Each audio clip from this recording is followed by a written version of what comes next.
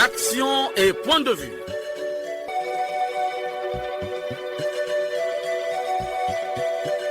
Action et point de vue. Réaction du peuple sur le développement.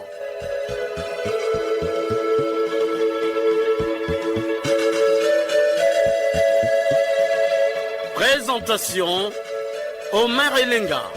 Bonjour à tous. L'émission Action et Point de Vue, fidèle à ses auditeurs, vous propose un thème pas comme les autres. Il s'agit du respect de la tradition et coutumes congolaises par les sages, les médiateurs, les notables et les nzozi. Autrement dit, les médiateurs et autres acteurs traditionnels respectent-ils encore aujourd'hui les coutumes traditionnelles? Les mariages coutumiers organisés avec des coûts exorbitants obéissent-ils aux normes coutumières? L'élection des rois et les notables se réalise-t-elle dans le respect des traditions congolaises? En tout cas, les Congolais vont délier leur langue. À la technique, Loïs Mbou et Fred Obunga, Arnaud Ipene a réalisé cette production dans une collaboration de Davia Sangoteni. Je suis Omer Elenga, votre humble serviteur. Confort d'écoute à tous. Kenny Charman, Chevalier Rogaroga,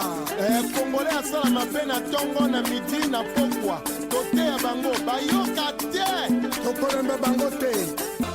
Une fois de plus, bonjour. Le Congo, pays indépendant depuis 1960, a besoin d'une culture qui respecte les coutumes. Mettre les Congolais et les Congolaises au cœur du développement, c'est les convertir à l'adoption et au bon usage des valeurs qui favorisent le développement. Ces valeurs sont notamment le travail, la rigueur, la discipline, la responsabilité, la conscience, la probité, la volonté de réussir, le goût de l'effort soutenu et l'amour de la patrie. Toutes ces valeurs et d'autres compatibles avec le développement sont à partager par toutes les couches de la population. Chers auditeurs, les coutumes congolaises et les traditions sont loin d'être respectées par ceux qui ont la charge de mettre en œuvre les règles de nos traditions. Les sages, les notables, les rois, les médiateurs sont ici interpellés. Les réactions dans cette production. Le premier à réagir, c'est Ngaporo du clan Kivakolina. On l'écoute. La constitution congolaise reconnaît officiellement la notabilité congolaise du moment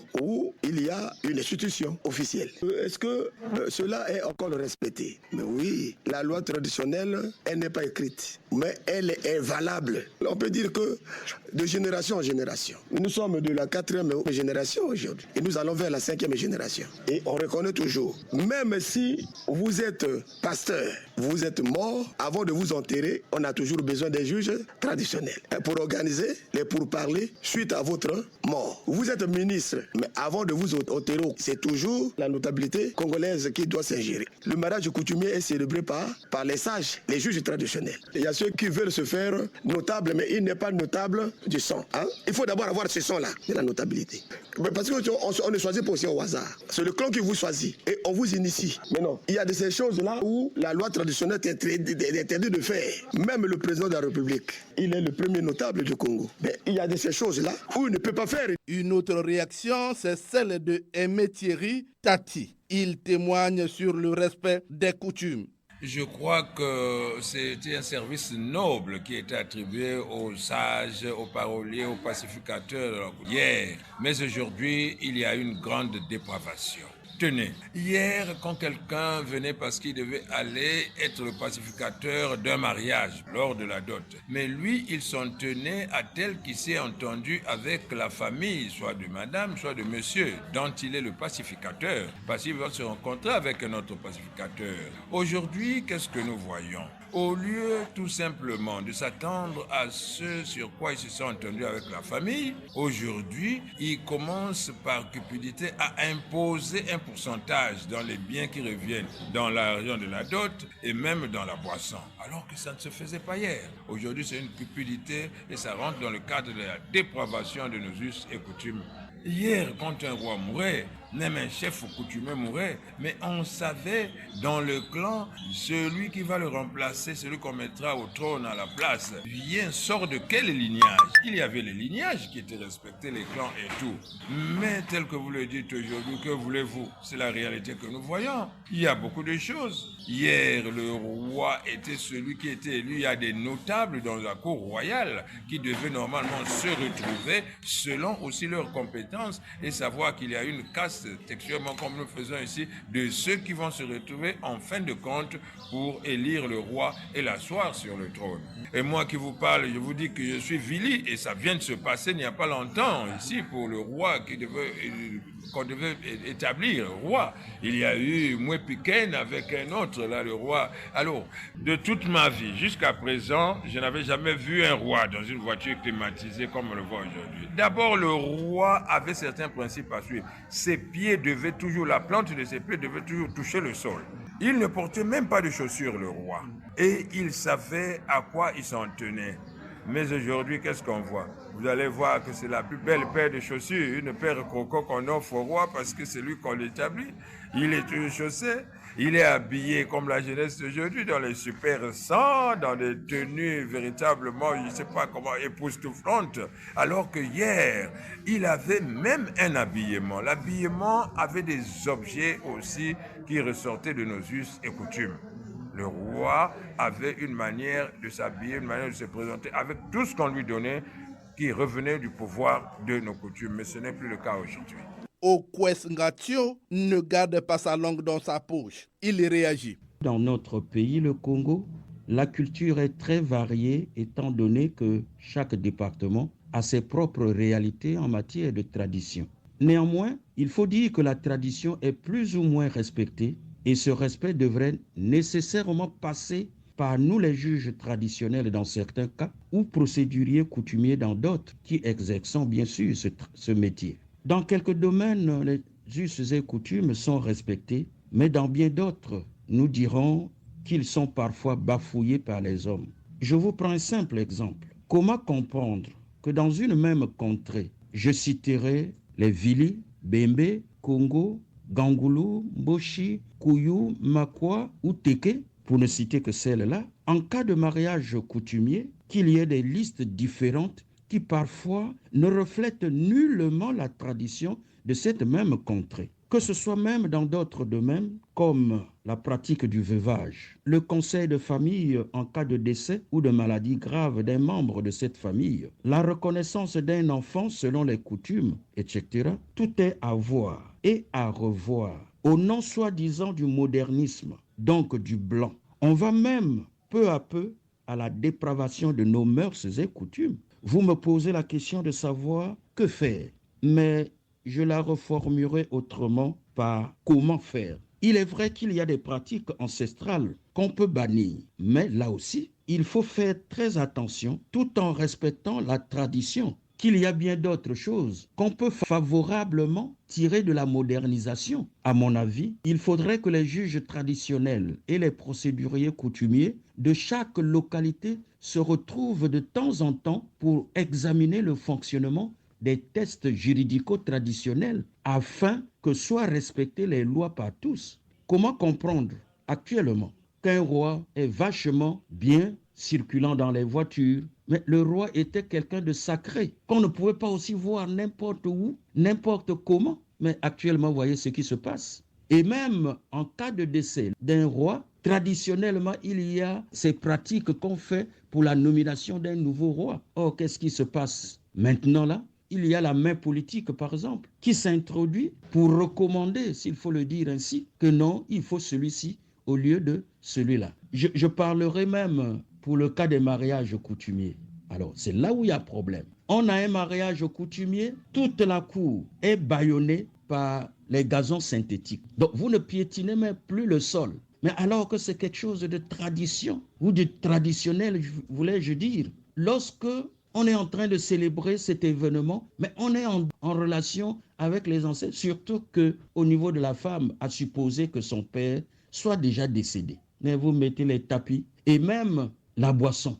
Lorsque la fille fait boire à son père, souvent c'est une bière, c'est un jus. Alors qu'à mon avis, on donnerait du vin de palme, même s'il n'en prend pas, juste une petite gorgée, pour symboliser que nous sommes dans un mariage coutumier et que papa devrait boire la boisson locale. Donc, sincèrement, il faut le dire qu'au niveau de notre pays, la tradition n'est plus respectée comme telle. À présent, je vous invite à suivre les réactions des Congolais sur le mariage coutumier. Déjà, rien que le code de la famille donne la possibilité à tout Congolais qui a l'âge de se marier de donner 50 000 francs. Mais aujourd'hui, nous constatons des choses incroyables. Comment imaginez-vous une famille qui veut marier leur fille demande par exemple 800 000, 1 million. Ça, c'est un fonds de commerce. Ça, c'est ce qu'on appelle même de l'escroquerie. Le juge même a demandé les vélos, les congélateurs, c'est-à-dire même des choses qu'on ne pouvait pas demander. Parfois, dans d'autres coutumes, on demande de payer la calvitie de papa. C'est pas normal. C'était des trucs symboliques.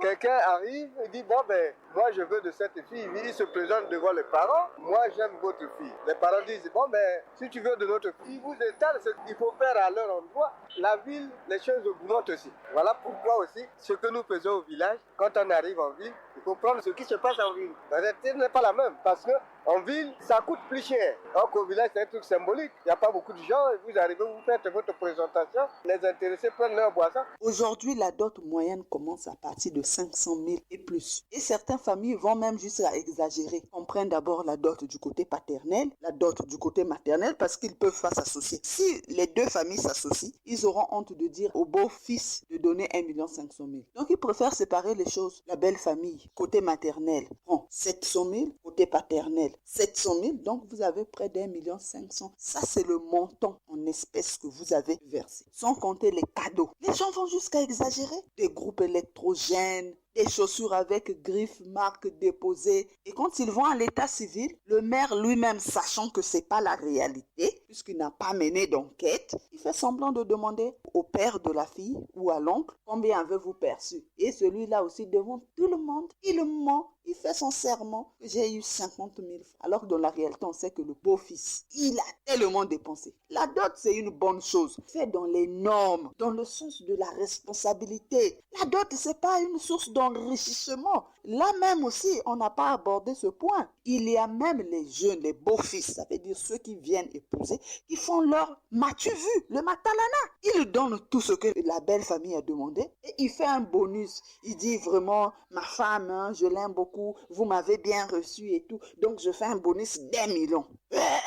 Mais le prochain beau-fils qui viendra dans cette famille-là, s'il ne fait pas un bonus, comment il sera perçu par la belle famille? Vous voyez qu'on est en train de nous-mêmes de nourrir des vices qui sont en train de nous empoisonner la vie sans qu'on se rende compte. Et puis dans cette histoire de dot, il y a le Nzondi. Le Nzondi aussi devient comme celui, le père géniteur de la fille. Le Nzondi commence à demander beaucoup. Avant, c'était 5 000 francs qu'on pouvait donner à un Nzondi qui venait. Il y en a ceux qui demandent 25 000. Et dans la boisson qu'on a donnée, il doit avoir un casier qu'il va ramener. Vous vous rendez compte que derrière la dot devient un commerce. Ça ressemble même au commerce autour des obsèques. Vous vous rendez compte? Donc les Nzondi aussi viennent exagérer. On lui donne l'argent. À la fin, on lui donne encore une enveloppe. Il a la boisson, il a le whisky. Chers auditeurs, nous recevons dans cette production Aimé Frédéric Ossalé. Il est médiateur de la Terre et Congo dans le district de Tikapika. Bonjour monsieur.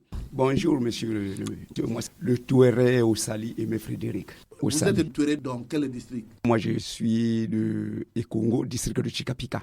Alors dans cette contrée Tchambichon, sur la Terre et Congo, nous avons comme des Touérés et également les notables. Monsieur Ossalé, oui. Nous sommes en train de parler des sages, des médiateurs, des notables qui apparemment ne semblent pas respecter nos coutumes actuellement. Vous avez un mot à dire à ce sujet? Je vous remercie pour m'avoir invité ici. Notre métier noble là nous expose à la soif de beaucoup d'émissions. Soit vous avez les cérémonies de dot, et vous avez également dans vos services et partout ailleurs pour les palabres de décès. On nous invite, on a besoin de nous.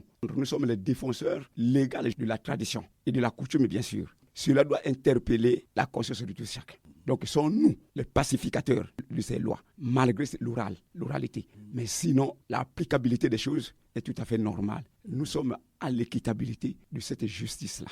Mais d'aucuns aussi sont en train de vous accuser parce que dans le traitement des problèmes, vous semblez prônez pour vos intérêts? Je vais vous expliquer un fait. Le problème ici, ce n'est pas de notre volonté. Vous êtes le problème, nous c'est la solution. Nous avons les règles qu'il faut normalement suivre. On ne peut pas trahir notre coutume ou encore notre métier. Mais pourquoi aujourd'hui les gens veulent trouver que notre métier va en besoin ou ne respecte plus la coutume? Non. Il s'agit ici des envies. Pour certains, même si on peut prendre celui qui n'est pas initié et on le met sur le terrain. Par exemple, on rencontre même sur le terrain, bon, de l'autre côté là-bas, on a appris soit un évangéliste d'une église, mais qui vient par son courage parce qu'il est habitué devant les populations. Oui, mais il vient également et parce que lui, il a l'art de parler. Mais il n'est pas dans la déontologie de notre métier. Est-ce que pourrait le faire tel que nous faisons? Absolument pas. Alors, mais dans le traitement des mariages, vous exagérez quand même. Un casier, 2 ou 3 bouteilles. Si vous en avez 10 casiers, vous faites la part de lion, non?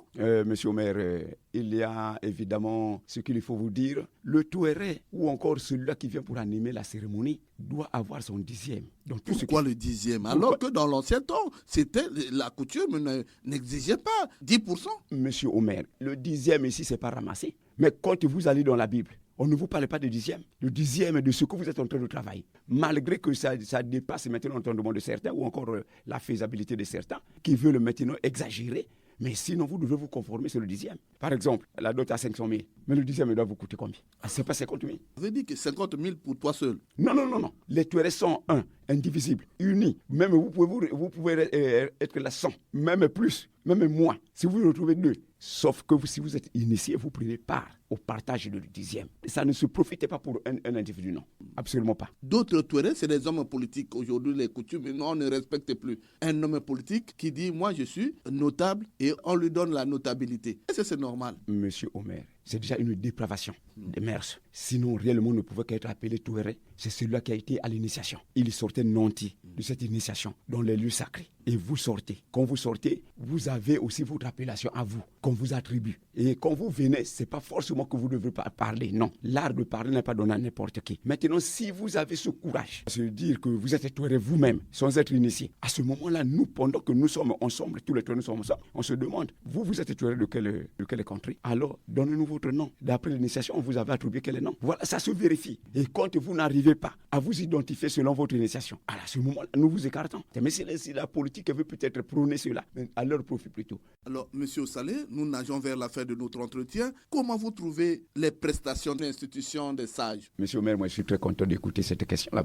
Aujourd'hui, ça existe. Sous quel plan? Le plan politique ou est-ce que c'est purement traditionnel? Parce que là, jusqu'à aujourd'hui, je n'ai jamais vu le président des sages de cette institution. Est-ce qu'il en a besoin de nous? Est-ce qu'il nous réunit quand il s'agit d'une affaire de la République? Est-ce qu'il peut nous inviter tous les touérés? Venez m'aider. Que faut-il faire? Comment faut-il procéder? Ou il prend, selon lui, sa caution intellectuelle? Parce que la sagesse ici ne s'acquiert pas dans les livres. Non, nous ne l'avions pas connue comme ça. Mais quand il décide seul, ça veut dire que ce n'est plus la coutume. Nous devrions être consultés tous, écouter les sages, écouter les notables, écouter les touérés. Et c'est une bonne affaire. Il y a certains problèmes qui peuvent se trancher traditionnellement. Sans problème, sans faire recours à la justice. Nous, c'est unir, rassembler et on donne les sanctions selon ce qu'il faut. Mais on a aussi des lois qu'il faut admettre. C'est à ceux qui n'obéissent pas à la loi. Et des amendes. Et des amendes, voilà. Merci beaucoup, M. Saleh, pour avoir participé à cette émission. Oui, c'est moi qui vous remercie vraiment.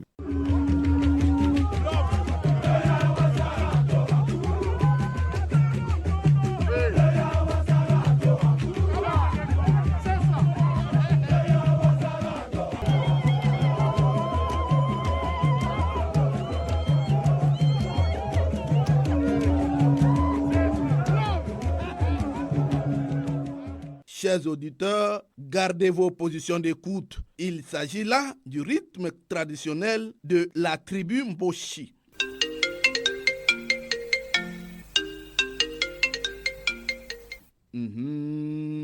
Et oui, le téléphone sonne, les Congolais ont soif, les langues se délient. Nous ne choisissons pas les intervenants. Appelez et vous serez reçus. Allô? Bonjour, monsieur Omer. Bonjour. Comment vous appelez déjà? Vous nous appelez d'où? Le département de la Lukwala, M. Flory Lungele. Flory Lungele, aujourd'hui nous parlons des sages, des médiateurs, des notables. Est-ce qu'ils respectent aujourd'hui nos coutumes? Merci pour cet honneur. On dit la loi est conçue des us et coutumes. Et chaque département fait partie d'une valeur. Mais pour l'intégration nationale, aujourd'hui, l'État a fait le nécessaire pour avoir le conseil consultatif des sages. C'est pour fédérer toutes les coutumes, ce que la République doit se faire. Maintenant, le grand problème se pose, les sages aujourd'hui ne sont pas les sages d'hier. Ce sont des sages qui sont aujourd'hui pour des intérêts mesquins des politiques qui viennent pour les influencer par des biens de banque. Or, le sage, c'est ceux qui donnent la décision pour le devenir d'un contrée de la nation. Mais aujourd'hui, les notables sont devenus des mendiants. Tous les mots que nous vivons, c'est à l'origine des notables. C'est les notables qui veulent sauver cette république. Est-ce qu'un notable, un sage, devrait rentrer dans des véhicules climatisés? Non, ça, la notabilité ne nous permet pas dans tout ce que nous vivons aujourd'hui, la mondialisation. Non, les notables, ce sont ceux qui consultent la nuit, le jour. Mais les notables que nous notons aujourd'hui, c'est des nominations, c'est des propositions, mais ce sont qui détruisent la notabilité. Mais le conseil consultatif des sages devrait jouer pleinement leur rôle. Cette institution est mise en place à partir de la constitution du 25 octobre 2000. Jusqu'à présent, ils ne font absolument rien. Malgré les émolutions, malgré tout, ils ne font absolument rien. Ce sont ceux qui détruisent cette nation. Parce que la nation, même en France, partout, c'est les notables qui sont des détenteurs des pouvoirs naturels, spirituels, physiques. Mais s'ils sont dépavés, ils n'ont pas de valeur. Parce qu'aujourd'hui, on dit, bon, X, je suis au pouvoir, il doit être là. Les chefs des tribus, tout ce monde-là, ils sont nommés par quel décret? La notabilité nous parle des rituels. C'est des rituels qui permettent qu'aujourd'hui, qu'on trouve qu'on déterre. Non, c'est X qui peut succéder. Mais si aujourd'hui on le fait, c'est parce que pour des intérêts politiques. Est-ce qu'un ministre peut parfois, un notable dit non, pour le département? Voilà ce que les ancêtres m'ont dit. Le ministre, il vient avec les biens de banque, il dit non, il faut changer le langage. Mais il s'agit de quelle notabilité? Il s'agit de quel pouvoir? Les notables, ceux qui peuvent sauver le Congo là, c'est les notables. Mais nos notables sont corrompus. Les notables sont corrompus. Je vous dis merci d'avoir participé à cette émission. Et c'est pour moi, l'Ikwala attendait malgré tout. Mais la l'Ikwala serait unie et indivisible. Oui, allô? Bonjour, monsieur Omer. Bonjour. C'est Simon-Pierre Ndiengi Boussoukou à Nyanga, disons au village Mioubi dans le district de Nyanga. Alors, Simon-Pierre, aujourd'hui, nous parlons des sages, des notaires, les rois. C'est des gens qui devraient en principe respecter nos coutumes. Oui, vous avez pleinement raison. Dans mon intervention, je voulais dire que un peuple existe avec sa tradition, sa culture et ses us et coutumes. Il est aussi référencié par des symboles et des personnages charismatiques, puissants, doués de sagesse. Ces personnes méritent un grand respect, une grande obéissance et une soumission selon l'organisation qui régit la contrée, le royaume et le pays. Ces personnes sont des sages et des notabilités, car ils constituent l'esprit et l'âme de notre nation. Pour aborder le sujet du jour, Monsieur Omer, nos sages et notabilités n'existent que de nom et pour étoffer la constitution de notre pays, le faire valoir. Un notable ou un sage dans un pays est traité avec beaucoup de considération. Pourquoi pas sur la même enseigne que les sénateurs dont certains somnolent au cours des audiences. Monsieur Omer, j'habite à la frontière du Gabon. J'affirme à celui qui veut m'écouter que les chefs de canton et les chefs de terre sont logés et pris en charge par l'État gabonais, avec la bénédiction de diriger les affaires administratives, politiques et coutumières, alors que dans notre pays, nos sages et notabilités sont limités au pavoisement et au griot. Quand on sait qu'ils abattent un travail de sensibilisation, de persuasion dans leur localité, ils méritent bien d'être entretenus et mis dans les meilleures conditions. Malheureusement, ils sont réduits au chrysanthème et à recevoir des aumônes au passage de politiciens et autres dignitaires. Nos sages et notabilités doivent comprendre qu'ils sont les tenanciers du savoir, de la sagesse et des pouvoirs ancestraux, méritant d'être consultés sur certains sujets brûlants comme c'est le... Allô? Il est parti. Merci Simon-Pierre. Les langues se délient toujours. Allô? Allô, oui, bonjour, Mère Elenga. Bonjour. Votre identité, s'il vous plaît. Je m'appelle Jean-Blaise Pionda, j'appelle depuis Madingou. Jean-Blaise Pionda, vous êtes en direct sur la chaîne nationale. Je vous écoute. Omer Elenga, depuis que nous sommes rentrés en démocratie au Congo, les us et coutumes sont bafoués. Même les rois, on ne le voyait pas n'importe comment, un roi. Même le roi est devenu politique. Il y a un problème, Omer Elenga. Les sages sont devenus que des sages politiques. Ils ne savent pas pourquoi ils sont sages. Ils font de la politique dans leur sagesse. C'est n'importe quoi, Omer Elenga. C'est n'importe quoi. Alors, est-ce qu'aujourd'hui, les mariages répondent à nos coutumes? Non, les mariages ne répondent plus à nos coutumes. Parce qu'à l'époque, l'époque, je m'en souviens, j'étais encore jeune, ce sont les parents qui donnaient la femme à leur enfant qui est garçon. C'était une obligation, hein? C'était une obligation.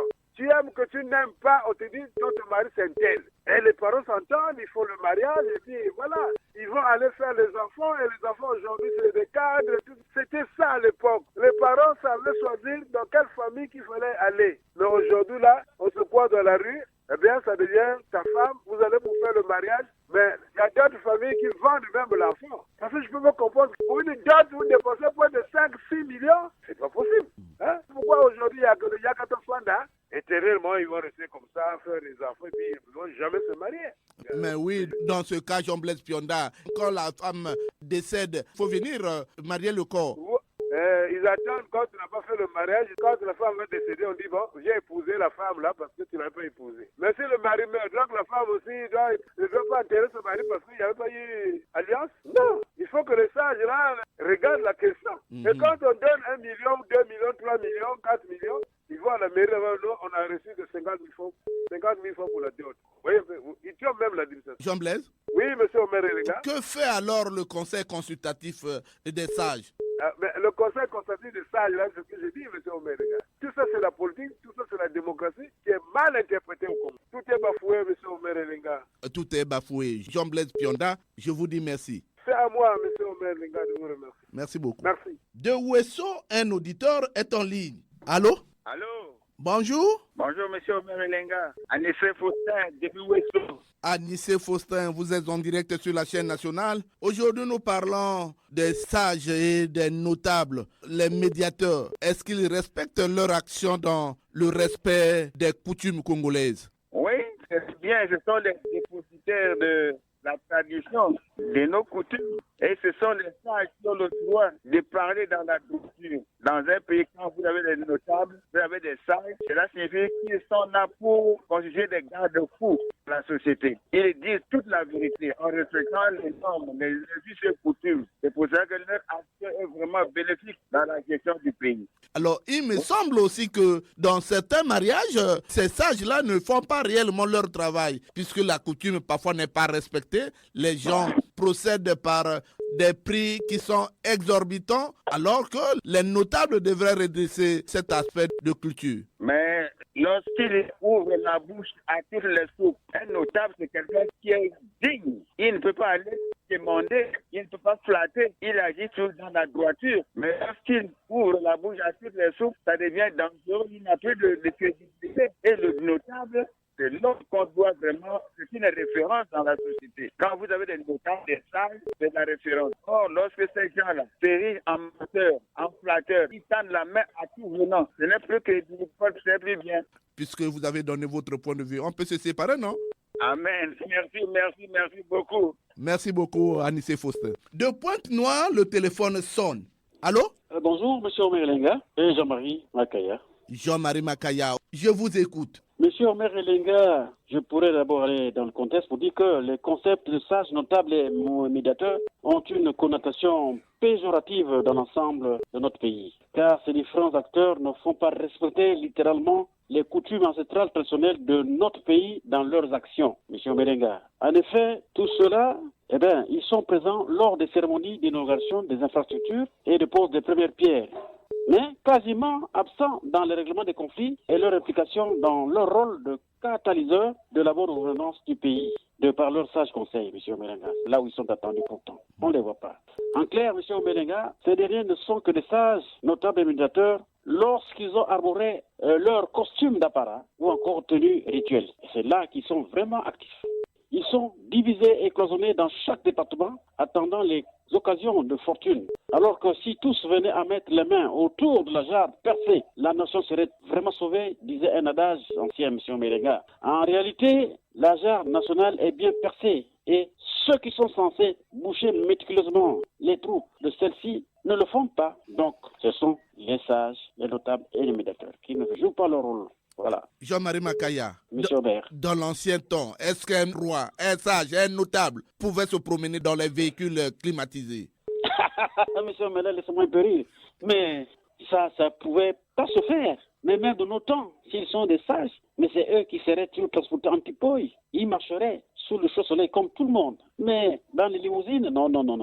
Ils devraient souffrir au même titre que le bas peuple. C'est pour avoir une raison d'aller défendre la cause du bas peuple. Mais tant qu'ils sont dans les limousines, ils ne feront jamais. Et c'est pourquoi j'ai dit, les voilà, ils sont très très actifs lorsqu'il s'agit de grandes situations, de grandes cérémonies. Ils sont là, ils ont arboré leur costume d'apparat pour leur tenue rituelle. Jean-Marie Makaya, les mariages coutumiers, est-ce qu'on respecte encore nos coutumes actuellement puisqu'elles sont exorbitantes? Moi, je crois que tout ceci n'existe presque plus. Ça n'existe plus. On est allé à la modernité. La tradition est vouée au calendrier grec. Voilà. Qu'est-ce qu'on peut dire au Conseil consultatif des sages? Ils ne jouent pas réellement leur rôle. Mais les sages doivent jouer le rôle qu'on attend d'eux. Nous avons dans notre pays ceci, le courant et l'eau qui ne coulent pas régulièrement. Par exemple, il y a l'insécurité grandissante dans le pays avec ce grand phénomène bébé noir. Et ce problème de cession de terre où l'on a fait couler beaucoup d'encre, beaucoup de salive, ce problème de cession de terre, Rwanda, Congo, moi je crois que les sages auraient un mot à dire. Mais jusque-là, ils sont restés muets, laissant le peuple dans l'obscurité, avec le manque d'eau. Eh bien, les populations se font tuer à coups de maquette par les jeunes bébés noirs. Et les sages sont là. Mais je crois qu'ils joueraient le second rôle en accompagnant le gouvernement qui dénoncerait ça. Parce que le gouvernement, lui, est taxé de tout par le Parlement pour contrôler leurs actions. Mais les sages en bas aussi feraient la même chose, M. Omelenga. Tout ceci, c'est ce qu'on ne constate rien. Merci beaucoup, Jean-Marie Makaya, depuis Pointe-Noire. Merci, M. Omelenga. Bon dimanche et longue vie à l'émission. Allô? Oui, allô. Bonjour. Bonjour. Comment vous appelez déjà? Prononcez-vous? Je suis Félio Borongaporo au bord du viaduc Katalangay. Félio Borongaporo, les Congolais sont aux aguets. Pour Omelenga, les rites, les mœurs, la sagesse africaine, la notabilité, la médiation, tous ces outils légués par nos vieux parents sont très mal interprétés par les successeurs d'aujourd'hui. Au maire, de demander par exemple la liste en vue de finaliser une dot dans une famille devient un problème grave, dangereux et inquiétant. Le système de la dot à nos jours ressemble à une copie conforme d'une parcelle que l'on vend au centre-ville sans coup féril au Merelinga. Envoyer sa fille à nos jours au foyer ressemble à l'esclavage qui ne dit pas son nom. C'est vraiment de l'exagération au mépris de nos mœurs d'antan. C'est vraiment honteux et gênant jusqu'au moment où nous sommes en train de parler avec vous sur vos antennes. Le code de mariage n'a aucun jour subi des modifications. C'est hors la loi, ne sont autres que les interprètes qui modifient du jour au lendemain nos coutumes et nos mœurs au Merelinga, sans être inquiétés par les services judiciaires. Le mode de règlement des situations dans les familles se déroulait à l'époque sans entrave. La course à la montre de l'argent entraîne notre société à la dérive. Les modérateurs, les médiateurs, chacun fait ce qu'il veut au mépris des systèmes légués par nos vieux parents. Cette manière d'agir des médiateurs et des sages va inévitablement conduire les jeunes dans une durée de 5 ans ne plus tendre la main des jeunes filles de peur d'être accrochées par la liste longue. Une liste très souvent homologuée par de l'argent. Pourquoi la vente de nos enfants? Pourquoi la vente de nos filles dans les foyers? À dire vrai, c'est l'esclavage qui revient au galop Merelinga. Les notables, les sages, surtout vêtus en rouge, ne traversaient jamais des rivières. Même le roi n'a pas le droit de se déplacer d'une ville à une autre. À nos jours, tout est battu en brèche à cause de l'argent. C'est même les gros notables qui vont solliciter des rendez-vous d'argent aux autorités. C'est vraiment la honte, c'est la désolation, c'est la société qui arrive au Merelinga. À très bientôt, Merelinga, je vous remercie. Merci, Félio Borongaporo. Merci beaucoup. Doyo, le téléphone sonne. Allô? Bonjour, monsieur le journaliste. Je suis monsieur Lenga Tipo et je vous appelle Doyo Poro. Et Lenga Tipo, toujours fidèle à cette émission. Votre réaction? Monsieur le journaliste, une fois de plus, je vous dis merci. Je voudrais d'abord vous dire que les sages, les notables, les médiateurs, toutes préséances confondues, sont les détenteurs du pouvoir ancestral et les conservateurs chevronnés de nos mœurs. Dans le projet de société du Père de la Nation, ensemble poursuivant la marche, ils occupent une place de choix dans le maintien de la paix, de la sécurité et assurent le relais du gouvernement dans la résolution des maîtres mots qui mine le vivre ensemble congolais. Monsieur le journaliste, notre désolation est très profonde de constater que dans la dépravation très accélérée de nos mœurs et que connaît l'Afrique en général et le Congo, notre pays en particulier, ces mêmes sages, notables, médiateurs, sont des témoins ou encore des acteurs privilégiés de cet assassinat de nos valeurs ancestrales. Je vous prends ici le cas du mariage. Si hier le mariage a été un consentement entre un homme et une femme, avec peu on pouvait se marier, le nécessaire était d'avoir l'étoffe, le foulard, une marmite, une hache et une houe. Mais de nos jours, monsieur le journaliste, deux individus de même sexe peuvent se marier. Il faut prévoir toute une Mercedes de biens pour sa belle famille. Additionner à cela des bœufs, des Jakarta, que sais-je encore. Et chaque famille est libre de demander ce qu'elle veut. Il faut avoir des millions pour se marier, alors que notre code de la famille prévoit 50 000.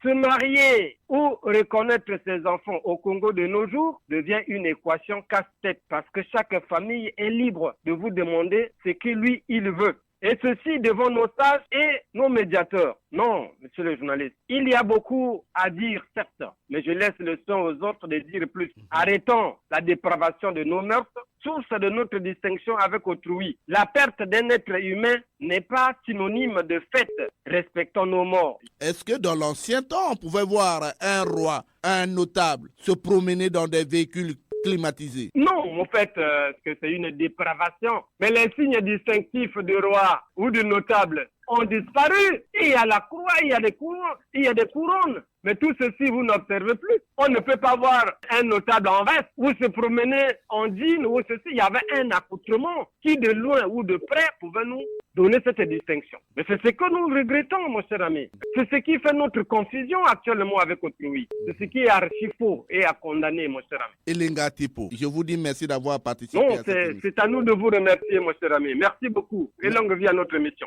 Merci beaucoup. Allô? Allô, bonjour monsieur le maire, c'est de la part de monsieur Nyabana Rollins depuis Ngamakoso. Nyabana Rollins, votre réaction?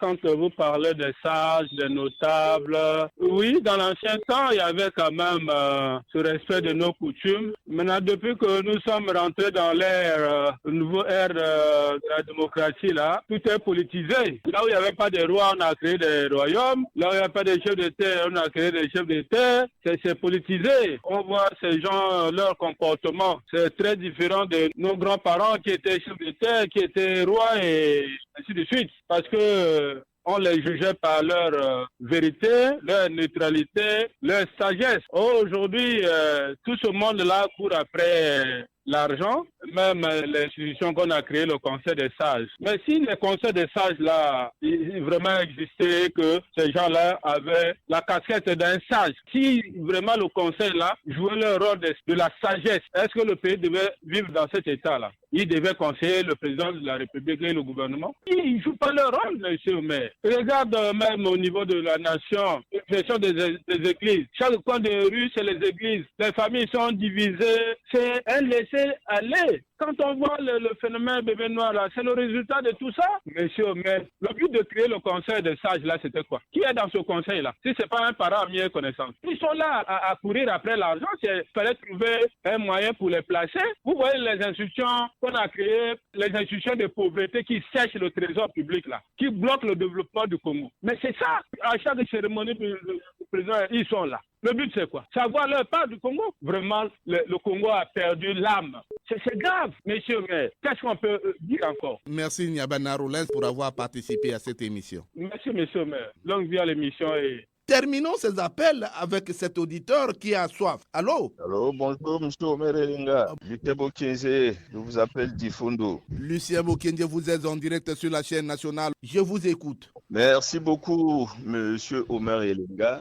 Aujourd'hui, l'action des sages et des notabilités est encadrée par la loi, mais la nomination de ces sages ne respecte pas la coutume. Parce que quand on regarde nos coutumes, n'est pas sage ou notable qui le veut. La tradition avait défini certaines règles. Si je prends le cas, par exemple, de nos parents Boumi Taba ici à Epena, lorsque vous êtes prédestiné, mais vous-même, vous ne le savez pas. Et il y a une cérémonie, c'est le Moyaya, on vous attrape, on vous amène pour vous initier, et quand vous sortez de l'initiation, vous êtes le notable. Or, aujourd'hui, c'est des décrets. C'est les hommes politiques qui décident. On prend Bokede, bon, tu es notable ici, Omer Elenga, tu es sage par ici, mais au mépris vraiment de la tradition. Et comme ça, je ne sais pas si notre tradition peut être pérennisée.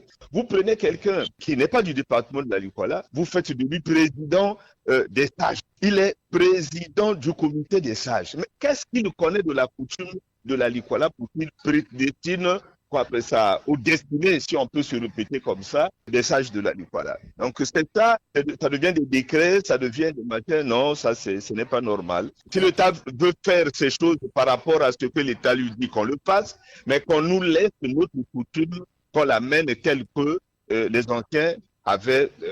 Lucien Bokenge, dans l'ancien temps, le mariage était un symbole. Mais aujourd'hui, c'est les médiateurs qui tirent profit des bouteilles dans les casiers, de l'argent, des pourcentages. Mais on va faire comment dans ce pays? Lorsque les beaux-parents vous demandent 10 casiers, lui, il a droit à 4 bouteilles par casier. Mais ça c'est la folie, hein, monsieur Omer. Non, la coutume, c'est la coutume. Restons dans la coutume. Je crois qu'aujourd'hui, vraiment, l'argent est venu tout pervertir. Bon, mais que voulez-vous? C'est dit l'argent aujourd'hui qui gouverne le monde. Lucien Bokenge, je vous dis merci d'avoir participé à cette émission. C'est à moi vraiment de vous remercier. Bonne chose à tous les auditeurs de Radio Congo et de notre belle émission. Merci Lucien Bokenge depuis Infondo. Ouf. Profunda bino lelo. Ipaya papa.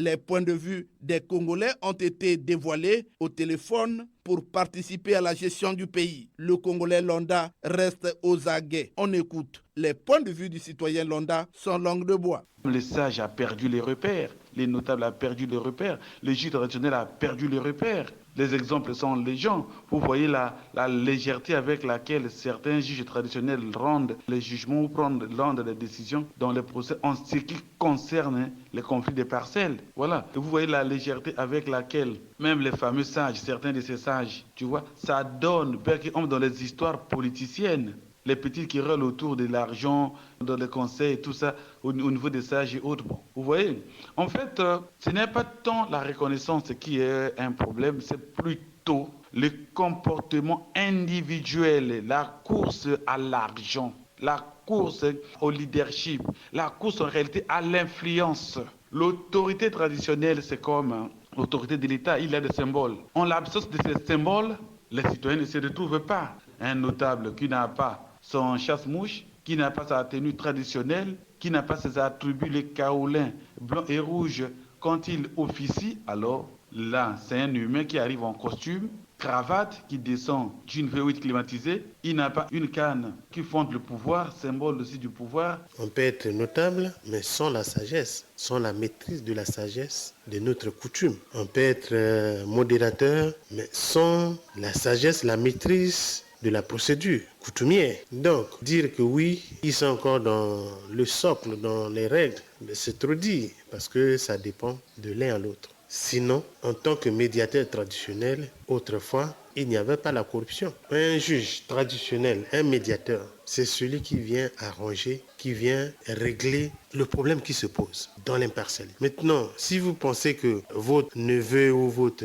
petit-fils qui a commis, vous devez le protéger, cela dépend. Sinon, les rites et coutumes obligent à celui qui a tort de procéder par une petite somme de pardon. Donc on demande pardon à sa faute. Je reconnais ma faute. Pardonnez-moi, excusez-moi, je vous donne par exemple 10 000 plus un casier de bière pour que la procédure suive son cours symboliquement. Maintenant, à la corruption comme on le fait sous d'autres cieux, parce qu'il y a les tribunaux. À côté des juges traditionnels dont nous faisons allusion, il y a les tribunaux. La fiche directe est ainsi dévoilée. La culture de nos coutumes ne doit pas disparaître. Les sages, les notables, les médiateurs doivent respecter nos coutumes, abandonner les intérêts personnels et autres antivaleurs. La sagesse ne s'improvise pas. Les mariages coutumiers doivent obéir aux règles coutumières. C'est la fin de cette production. Était à la technique Loïs Mbou et Fred Obunga. Arnaud Ipene a réalisé cette production dans une collaboration de David Asango Teni. Omer Elenga, c'est moi. Joignez-nous au numéro 06 663 15 41 ou au numéro 05 521 91 97. Suivez-nous sur YouTube en mentionnant Action et Point de Vue. Prochaine production, le port obligatoire du casque par les conducteurs de vélo et l'opération Coup de poing par la police. Au revoir et à dimanche prochain, toujours avec le même plaisir.